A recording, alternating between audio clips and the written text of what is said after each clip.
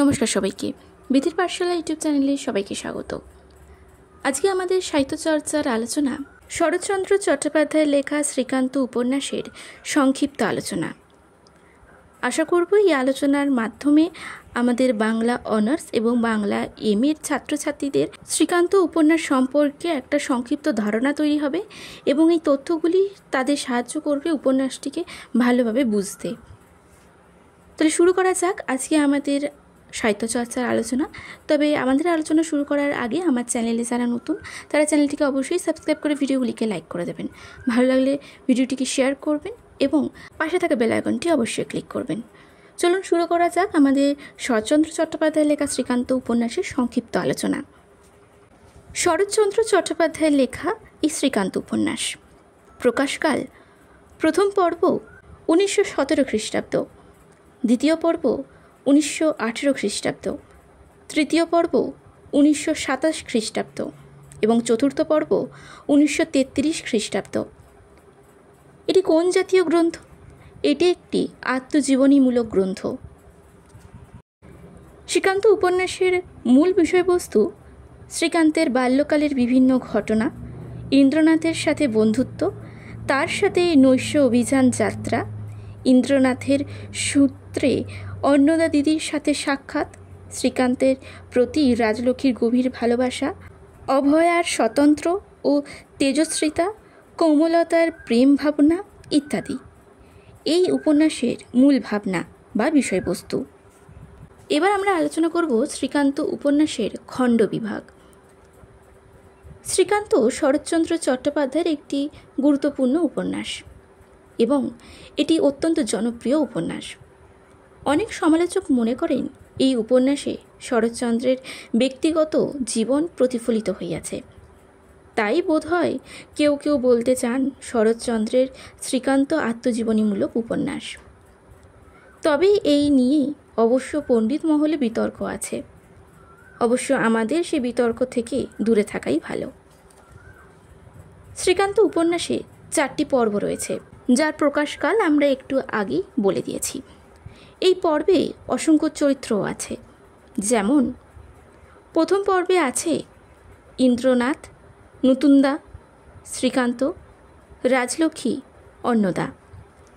দ্বিতীয় পর্বে আছে রাজলক্ষ্মী, শ্রীকান্ত, অভয়া, রোহিণী। তৃতীয় পর্বে আছে সুনন্দা ও ব্রজনন্দ। চতুর্থ পর্বে আছে গহর ও কোমললতা। শ্রীকান্ত উপন্যাসটি শরৎচন্দ্র চট্টোপাধ্যায় শ্রী শ্রীকান্ত শর্মা ছদ্মনামে ভারতবর্ষ পত্রিকায় উপন্যাসটি লিখেছিলেন। তাহলে আমরা বলতে পারি শরৎচন্দ্র চট্টোপাধ্যায় শ্রী শ্রীকান্ত শর্মা নামে ভারতবর্ষ পত্রিকায় শ্রীকান্ত উপন্যাসটি লিখেছিলেন। ছদ্মনাম হলো এখানে শ্রী শ্রীকান্ত শর্মা। শ্রীকান্ত উপন্যাসটি কেন উল্লেখযোগ্য এবার আমরা সেটা একটু আলোচনা করে নিই। শ্রীকান্ত শরৎচন্দ্র চট্টোপাধ্যায়ের বৃহত্তর ও সর্বাপেক্ষা জনপ্রিয় উপন্যাস। উপন্যাসটি 4টি পর্বে বিন্যস্ত।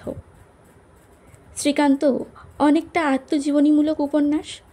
আত্মকথনের মধ্য দিয়ে খণ্ড বিচ্ছিন্ন কাহিনীকে অবলম্বন করে এক পূর্ণ জীবন চিত্র অঙ্কন করতে চেয়েছেন আমাদের শরৎচন্দ্র চট্টোপাধ্যায়। শ্রীকান্ত উপন্যাসটির প্রথম পর্ব বাংলার 1322 বঙ্গাব্দের মাঘ থেকে ভারতবর্ষ পত্রিকায় ধারাবাহিকভাবে প্রকাশ করার সময় শরৎচন্দ্র নিজের নাম গোপন করে শ্রী শ্রীকান্ত শর্মা নাম ব্যবহার করেছিলেন। ভারতবর্ষ পত্রিকায় প্রকাশিত হওয়ার সময়ের নাম ছিল শ্রীকান্তের ভ্রমণ কাহিনী। শ্রীকান্তের ভ্রমণ কাহিনীতে ভবঘুরে জীবনের অভিজ্ঞতার কথা খুব সহজে ব্যক্ত করেছেন শরৎচন্দ্র চট্টোপাধ্যায়। নারী প্রেমের বিচিত্র প্রকাশ এই উপন্যাসে দেখা যায়। এই উপন্যাসে শ্রীকান্তের প্রধান পরিচয় প্রেমিক রূপে নয়, জীবনের বিচিত্র রসের আস্বাদনকারী দার্শনিক রূপে। শ্রীকান্তের মতন ভবঘুরে, উদাসীন, নির্লিপ্ত স্বভাবের আত্মকথক নায়ক চরিত্র পরবর্তীকালে বাংলা উপন্যাসে প্রাধান্য বিস্তার করেছে। শরৎ সাহিত্যে ব্যঙ্গ রসাত্মক যেসব চরিত্র রয়েছে তাদের মধ্যে শ্রীকান্তের নতুনদা অন্যতম। ইন্দ্রনাথ শরৎ সাহিত্যে এক বিস্ময়কর সৃষ্টি, বলা যেতে পারে দুর্লভ চরিত্র। মানুষের কল্যাণই তার ধ্যান জ্ঞান।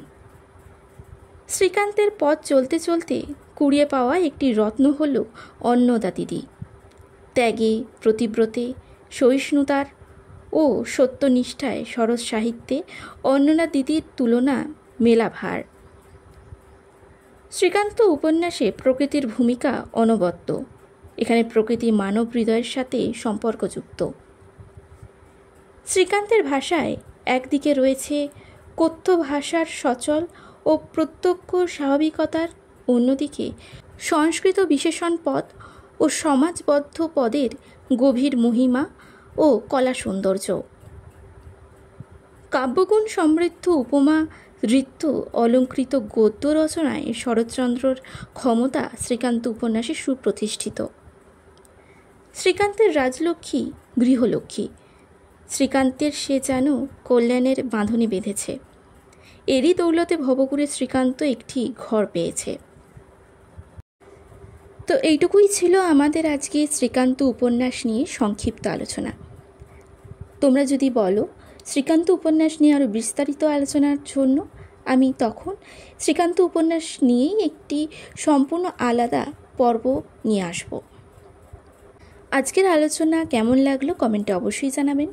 ভালো লাগলে লাইক করবেন, বন্ধুর সঙ্গে শেয়ার করবেন এবং পাশে থাকা বেল আইকনটি অবশ্যই ক্লিক করবেন। নমস্কার।